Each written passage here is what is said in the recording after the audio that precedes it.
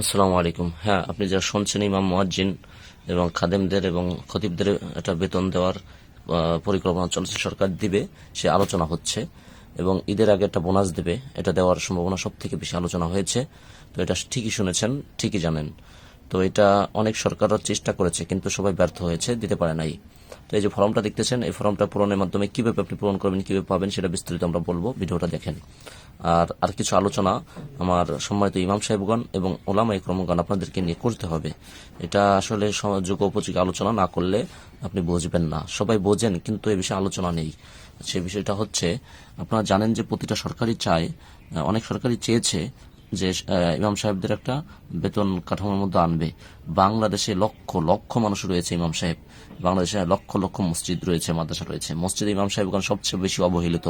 এদেরকে দিতে চায়, কিন্তু দিতে পারে না, বিভিন্ন চাপের কারণে, অনেক নাস্তিক ফাস্তিকদের কারণে। তো এখন বিষয়টা হলো, আপনি এখন সুযোগ এসেছে তারেক রহমানের নেতৃত্বে, পাইলে পাইতে পারেন। তো এই জন্য আমাদের প্রত্যেকটা ইমাম সাহেব কেমন জানে, আপনি একজন যোগ্য, নিজেকে যোগ্য মনে করে নিজের কিছু দায়িত্ব আছে, দায়িত্ব পালন করা জরুরি মনে করি। এটা আপনি না দায়িত্ব পালন না করার কারণে এই সমস্যাটা বেশি হচ্ছে। যেরকম একটা পয়েন্ট আপনাদের কাছে তুলে ধরবো, সে বিষয়টা হচ্ছে যে দেখেন, আমাদের বাংলাদেশের লক্ষ লক্ষ ইমাম সাহেব রয়েছে। তো কিছু আমাদের ইমাম সাহেবদের মধ্য থেকে কিছু পাউচাটা, কিছু অর্থলোভী আলেম, এরাই এই ইমাম সাহেবগণই বাধা হয়ে দাঁড়ায় এই ভাতার বিপক্ষে। কেন দাঁড়ায় আপনি সেটাও আপনার জানা দরকার। এরপরে আমরা ফর্ম পূরণ করার জানাই দেবো, এবং কেন এই ফর্মটা কোথায় জমা দিবেন, তারেক রহমানের 2026 সালে যে টাকাটা দেবে ঈদের উপলক্ষে, সে বিষয়টা আপনাদেরকে স্পষ্ট করবো। করার আগে এই গুরুত্বপূর্ণ বিষয়টা আপনার জানা জরুরি, এই জন্য বলা যে জানেন, আমাদের আলেমদের মধ্যে থেকে, ইমাম সাহেবদের মধ্যে কিছু অর্থলোভী পাওচটা আলেম, এরা এই টাকা দিতে বাধা বাধা হিসেবে দাঁড়িয়ে আছে। সেটা কিভাবে, আমি কথাটা বললাম, আপনি মিলাই দেখবেন আমার কথাটা কতটুকু সত্য না মিথ্যা। দেখবেন যে সারা বাংলাদেশে লক্ষ লক্ষ ইমাম সাহেবগণ রয়েছেন। এই ইমাম সাহেবগণদের মধ্য থেকে কিছু আলেম, পাওচটা আলেম, এরা ঢাকা ভালো মসজিদে ইমামতি করে। তো এদের বেতন কমপক্ষে 50-60 হাজার, 80 হাজার, 1 লাখ পড়ে যায়, হাদিয়াটা দিয়ে তোহফা মিলে। আবার কিছু খতিবগণ রয়েছেন, খতিব সাহেবগণ, তারা একদিন জুমার নামাজ পড়ায়, যা আসার ভাড়া তো দিয়ে দেয়, আবার 30-40 হাজার, 60 হাজার, 1 লাখও দিয়ে দেয় প্রতি মাসে। তো তাদের এত টাকা আসতেছে, অথচ গ্রামের কিছু ইমাম সাহেব আমাদের মতো, তারা ভালো আলেম, কিন্তু গ্রামে পড়ে আছে যে কোনো কারণবশত। তাদের 5,000 টাকা বা 2,000 টাকা, 1,000 টাকার বেতন উঠাইতে খবর হয়ে যায়। কিন্তু তারা, আর ওই সমস্ত খতিবরা প্রতি মাসে 1,60,000, 20,000, 1.5 লক্ষ, 2 লক্ষ পাচ্ছে। তো তারা ওই সমস্ত চাটুকারী এবং অর্থলোভী আলেমরা যখন কোনো সরকার পদক্ষেপ নেয়, তখন তারা বাধা হয়ে দাঁড়ায়। কেন বাধা হয়ে দাঁড়ায়? বাধা হয়ে এই জন্য দাঁড়ায়, সরকার দিলে হয়তো বা 5,000 বা 10,000 টাকা দেবে মাসে। আর 5,000, 10,000 টাকা দিলে তার যে খতিবগিরি করে প্রতি সপ্তাহে, মাসে মাত্র 4 বার নামাজ পড়াইয়া 1.5 লক্ষ টাকা পাচ্ছে। কেননা কমিটি, মসজিদ কমিটি সরকারের টাকা পাবে, এই জন্য 10,000 টাকার জন্য কেন সে পুরোপুরি বাদ করে দিল ওই টাকাটা। এই জন্য এই ভয়ে সে লক্ষ লক্ষ ইমাম সাহেবদের হক নষ্ট করতেছে। এবং কিছু ইমাম সাহেব ঢাকার, যারা 1,50,000 টাকা বেতন প্রতি মাসে পাচ্ছে, ওরা চিন্তা করে যদি সরকারি কাঠামো চলে আসে তাহলে আমাদের এই টাকা মাইর যেতে পারে, এই জন্য ওরা বাধা হয়ে দাঁড়ায়। অথচ ওরা এটা ভাবে না যে রিজিকের মালিক আল্লাহ, কমিটি যা দেবে তা তো দেবেই। আর সরকারিভাবে যদি বেতন কাঠামো তৈরি হয়, বাংলাদেশের লক্ষ লক্ষ ইমাম সাহেবগণ মানুষের ঝাড়ি খাবে না, এবং গ্রামের মানুষদের দিকে, মুসল্লির দিকে তাকায় থাকবে না বেতনের আশায়। লক্ষ লক্ষ ইমাম সাহেবরা খুব কষ্ট করতেছে, আপনার আমার মতো ইমাম সাহেবরা। তো আমরা সবাই সোচ্চার হব। আমি একটা ভিডিও বানাবো, যে ভিডিওতে এই বিষয়টি আমি স্পষ্ট তুলে ধরবো। তুলে ধরলে এই ভিডিওটা যদি ভাইরাল হয়, তাহলে দেখা যাবে যে তারেক রহমান পর্যন্ত পৌঁছে গেলে ইমাম সাহেবদের বেতন ভাতা কাঠামো বেতন নিয়ে আসবে। কারণ তারেক রহমান চাষে আনবে। আর যদি আনে যে কোনো সরকার, তারেক রহমান না শুধু, যে কোনো সরকার আনতে পারলে, আমি মনে করি যে বাংলাদেশে সেই স্থায়ী সরকার পরিষ্কার হয়ে যাইতে পারতো, বাংলাদেশে সে তারা আর কোথাও ঝামেলা হইতো না। ইমাম সাহেবরা যদি ভোট দেয়, তার মুসল্লিরাও দেবে, সে জনপ্রিয়তা অর্জন করে নেবে, কারণ এটা একটা বড় কাজ। এই কাজে বাধা ইহুদি খ্রিস্টানরাও রয়েছে এবং বিভিন্ন বাতিল ফিরকাও রয়েছে, তারা চাবে না ইমাম সাহেবদেরকে ভালো ইসে আনতে। আর আমাদের আলেমদের মধ্যে তো অর্থরূপী যে সমস্ত ইমামদের কথা বললাম তারা তো আছেই, সব মিলে বাধা প্রতিবন্ধকতার কারণে সরকার ব্যর্থ হয়ে যায়। তো তারেক রহমান যেন এটা আমাদের দিতে পারে, সেজন্য আমাদের ন্যায্য অধিকার যেন আমরা পাইতে পারি। দেখেন কত মানুষ, কত টাকা কত মানুষ পাচ্ছে, এটা কত ভাবে কত দুর্নীতি হচ্ছে। তো এই টাকাটা দুর্নীতি না হয়ে যদি আমাদের মাত্র 10,000 টাকা করে বেতন যদি ধরে দেওয়া হয়, তাহলে সরকারের বেশি একটা কোনো সমস্যা হবে না, আমাদের সুন্দরভাবে ফ্যামিলি চলবে, সুন্দরভাবে দিতে পারবে। কিন্তু এটা দেওয়ার জন্য আমাদের প্রত্যেকের একতা হতে হবে। তো এই তারেক রহমানের কাছে এই নিউজটা পৌঁছানোর জন্য আমি একটা ভিডিও তৈরি করব। ভিডিও তৈরি করার জন্য সম্মানিত ইমাম সাহেবগণ আমাদেরটা আমাদের আদায় করে নিতে হবে। তাই সব দেখেন, ভিডিও ভাইরাল হলে সেই জিনিসটা কিন্তু অতি তাড়াতাড়ি কার্যকর হয়। যে কোনো ভিডিও দেখেন, বাংলাদেশে এটি চলতেছে। তো আমার এই ইমাম সাহেবদের এই বিষয়টা যদি ভাইরাল হয়ে যায়, তাহলে তারেক রহমানের হাতে পড়বে। তারেক রহমান এমনিতেও তার মন মানসিকতা আছে এবং এটা পাস করবে ইনশাল্লাহ। তো এই জন্য সেই বিষয়টা, সেই ভিডিওটা আমি বানাবো। তো সেটা বানানোর আগে এই যে ভিডিওটা আছে, এইটাকে এই যে চ্যানেল ছাড়া হয়েছে এই চ্যানেলটা সাবস্ক্রাইব করবেন এবং এইটাও ইনশাল্লাহ ছেড়ে দিবেন, এটাও শেয়ার করবেন। ভাই, আপনার সাবস্ক্রাইব করার মাধ্যমে আপনার 1 টাকাও লাগতেছে না, একটা ইসলামিক চ্যানেল সাবস্ক্রাইব করবেন। আপনি একজন ইমাম সাহেব, আপনাকে সম্মান করে কথা বলে, আপনিও আলেম আমিও আলেম, সুতরাং আমাদের এই চ্যানেলটা সাবস্ক্রাইব করেন। আমাদের এই চ্যানেলটা দ্বারা আমার বহুত ইচ্ছা আছে আলেমদেরকে নিয়ে অনেক কিছু করার, আলেমদের বিষয়গুলো তুলে ধরার। আলেমরাই হচ্ছে এই জামানার শ্রেষ্ঠ যোগ্য ব্যক্তিত্ব, তারাই একমাত্র দেশকে পরিবর্তন করতে পারে। তাই কেউ মানুক আর না মানুক সেই বিষয়গুলো আমি তুলে ধরবো। তাই দর্শক, কথা না বাড়াইয়া এই কথাগুলো আপনাদেরকে সম্মানিত ইমাম সাহেবগণ, আলেম ওলামাগণ আপনাদেরকে বললাম, আপনারা বুঝতে পেরেছেন। তো এখন বিষয়টা হলো আপনি সাবস্ক্রাইব করবেন এবং আমাদের সঙ্গে থাকবেন। আর একটা বিষয়, এই যে ফর্মটা দেখতেছেন, যে তারেক রহমান যে ভাতাটা দিবে, এই ভাতাটার বিষয়ে কথা বলবো। সেটা হচ্ছে, এটা কি প্রতি মাসে দিবে নাকি? এখানে ভাই 2টা পয়েন্ট। একটা হলো তারেক রহমান ভোটের আগে তার স্বরাষ্ট্রমন্ত্রী বর্তমানে যাকে বানাইছে, আসাদুজ্জামান খান, যাকে বানানো হয়েছে স্বরাষ্ট্রমন্ত্রী বর্তমানে যাকে বানানো হয়েছে, সে কিন্তু বলছিল ইমাম সম্মেলনে যে তারা ক্ষমতায় আসলে সমস্ত ইমাম সাহেবদের এটা ভাতা দিবে। তো এটা বলা আছে, তারেক রহমান বলছে যেহেতু সে এটা করতে পারে, তার মনোমনসিকতা ভালো আছে। ঈদের আগে একটা টাকা দেবে ইমাম সাহেবদের, প্রতিটা মসজিদে ইমাম সাহেব দেবে, ইমাম এবং মুয়াজ্জিন এবং খতিব এবং যারা খাদেম আছে তাদেরকে। তো যে মসজিদে শুধু ইমামি মুয়াজ্জিন এবং খতিব সবকিছু দায়িত্ব পালন করেন, সো আপাতত সে একটা ঘর পূরণ করবেন, আর কটা পূরণ করার প্রয়োজন নেই। যদি মুয়াজ্জিন না থেকে থাকে আলাদা, খাদেম যদি না থেকে থাকে, বিষয়টা যেটা আছে, একজন যদি 4 পদের হয় তাহলে তার একটাই নাম দিবেন, কারণ আইডি কার্ড তো একটা, এই জন্য একটাই দিবেন, আর কটা শূন্য রাখবেন। আরেকটা বিষয়, সেটা হচ্ছে যে ইমাম সাহেব, খতিব এবং মুয়াজ্জিনগণ যারা রয়েছেন প্রত্যেকের নাম দিয়ে দিবেন এবং প্রত্যেকের মোবাইল নম্বরটা দিয়ে দিবেন।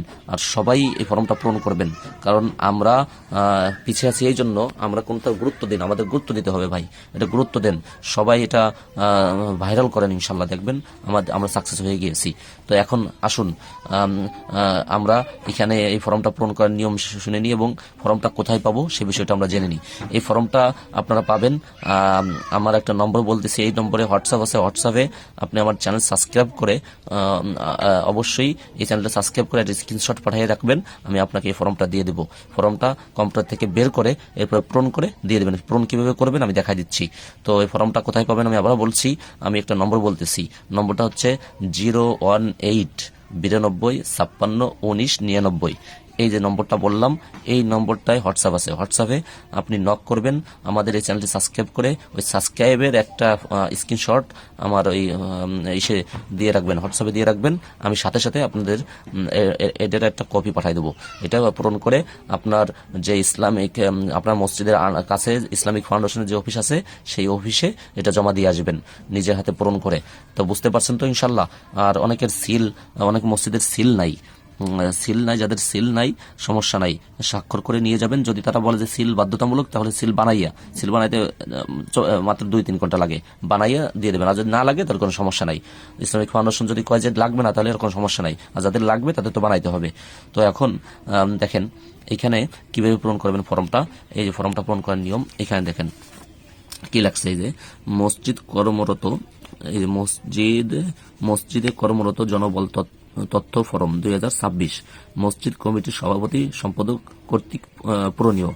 এই দেখেন এখানে লেখছে মসজিদের নাম, এখানে সুন্দর করে মসজিদের নাম বসাই দিবেন, আপনার মসজিদের নাম, এখানে গ্রাম লিখবেন, এখানে পোস্ট লিখবেন, এখানে উপজেলা লিখবেন, কোন উপজেলার, এখানে জেলা লিখবেন, আপনি কোন জেলার মসজিদটা কোন জেলায় উপস্থিত সেটা লিখবেন। এরপর আসেন এখানে এসেন, এই যে মসজিদের ধরন আপনার কি জামে মসজিদ নাকি পাঞ্জেখানা, যে মসজিদ জামে মসজিদ এখানে টিক দিবেন, আর যদি পাঞ্জেখানা হয় এই টিকটা এই উপরে এই উপরে দিয়ে দেবেন। আচ্ছা, এরপরে দেখেন পৌরসভা ইউনিয়নের নাম, যদি পৌরসভা হয় পৌরসভার নাম লিখবেন এখানে, আর যদি ইউনিয়ন হয় ইউনিয়নের নাম লিখবেন। ওয়ার্ড নং, কয় নং ওয়ার্ডে এই মসজিদটা অবস্থিত সেই নংটা এখানে বসাই দিবেন অঙ্কে। এরপরে দেখেন, এরপরে আসবেন ক্রমিক নং, কয়জন আপনার মসজিদে আছে, খতিব, ইমাম, মুয়াজ্জিন, খাদেম, যদি 4 জন লোক থাকে তাহলে এনে 1 দেবেন, 2 দেবেন, 3 দেবেন, 4 দেবেন, এনে 1 2 3 4 বসাই দিবেন। আচ্ছা, এরপর এখানে জনবলের নাম মানে খতিবের নাম, এখানে খতিবের নাম, এখানে হচ্ছে ইমামের নাম, এখানে মুয়াজ্জিনের নাম, এখানে খাদেমের নাম যদি থাকে, যারা আছে তাদের নাম এখানে বসাবেন, না থাকলে বসানোর প্রয়োজন নাই। এরপরে এখানে দেখেন যদি ইমাম সাহেব খতিব হয়ে থাকেন তাহলে এখানে একটা এনে ইমামের নাম লিখে এখানে ওই একই নাম লিখে দেবেন এবং বলবেন 2 জায়গায় একই নাম লিখে দিতে পারেন। আচ্ছা, মুয়াজ্জিন যদি ইমাম সাহেব হয়ে থাকেন তাহলে ওই লিখে দেবেন ওই, খাদেম যদি ওই ইমাম সাহেব হয়ে থাকেন তাহলে ওই লিখে দেবেন। আচ্ছা, শিক্ষাগত যোগ্যতা আপনি হাফেজ, মাওলানা, মুফতি নাকি তাই এইখানে বসাই দিবেন। আচ্ছা, অন্য কোনো পেশা যদি থাকে, আপনি যদি অন্য কোনো পেশায় থাকেন তাহলে সেটা এখানে বসাই দিবেন, আর যদি না থাকেন লাগবেন না। আর এখানে সরকারি কোষাগার থেকে কোনো বেতন বা সম্মানী পান কিনা, উত্তরে হ্যাঁ হলে বিস্তারিত লিখুন। সরকারি কোষাগার থেকে কোন টাকা পান কিনা, আপনার ফাউন্ডেশনের আছে কিনা, ফাউন্ডেশন যদি থাকে সেটাও সরকারি কোষাগার, এবং অন্য কোনো ভাবে পান কিনা তাহলে দেবেন, এখানে দেবেন। আর যদি না হলে শুধু না লিখে দেবেন, আর কিভাবে পান সেটাও লিখে দেবেন। যদি সরকারি কোষা থেকে কোন টাকা পান, যদি ইসলামিক ফাউন্ডেশন থেকে আপনার কেন্দ্র থেকে থাকে তাহলে তা লিখে দেবেন যে আমার কেন্দ্র আছে সেখান থেকে পাই, সহজ কোরআন বা যে কোনো লিখে দেবেন। আচ্ছা, এনআইডি নম্বর, আপনার যে ভোটার আইডি কার্ডের 10 ডিজিটের যে নম্বরটা আছে এখানে বসাই দিবেন। আর যদি ভোটার আইডি কার্ড না থাকে তাহলে জন্ম নিবন্ধনের নম্বরটা বসাই দিবেন। আচ্ছা, মোবাইল নম্বর, এখানে একটা বিকাশ মোবাইল নম্বর দিয়ে দেবেন।